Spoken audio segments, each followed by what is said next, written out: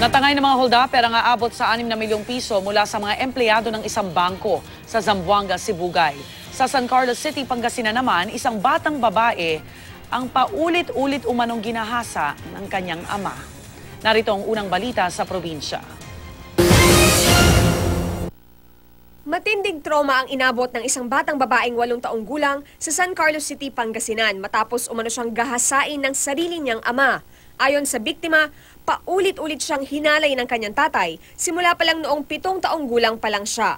Natatakot lang daw siyang magsumbong sa kanyang ina dahil sa pagbabanta ng ama. Maring itinanggi ng suspect ang paratang. Kasalukuyan nang nakakulong ang ama ng bata na nahaharap sa kasong statutory rape. Aabot sa 6 na milyong piso ang natangay ng mga hold-upper mula sa mga empleyado ng isang bangko sa Ipil, Zamboanga, Sibugay. Base sa investigasyon, sakay ng service vehicle ang mga empleyado at magdedeposito sana sa isa pang branch ng pinagtatrabahuhan nilang bangko nang bigla na lang silang harangin ng isang gray na AUV. Hanggang sa magbabaan na raw ang mga suspect na armado ng matataas na kalibre ng baril at nagdeklara ng hold-up. Agad ding tumakas ang mga suspect. Nahanap na ng mga pulis ang inabando ng getaway vehicle ng mga hold-upper. Hinala ng mga pulis, inside job ang nangyaring krimen.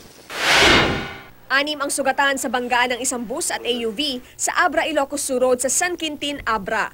Base sa investigasyon, biglang napunta sa kabilang lane ang AUV kaya nito nabangga ang bus. Ayon sa driver ng AUV, nasilaw siya sa ilaw ng bus kaya siya napadpad sa kabilang lane. Sumuko naman agad sa pulisya ang driver ng bus. Handa raw siya makipag-ayos sa driver ng AUV at aksidente lang daw ang nangyari. Para sa unang balita, Victoria Tulad, reporting.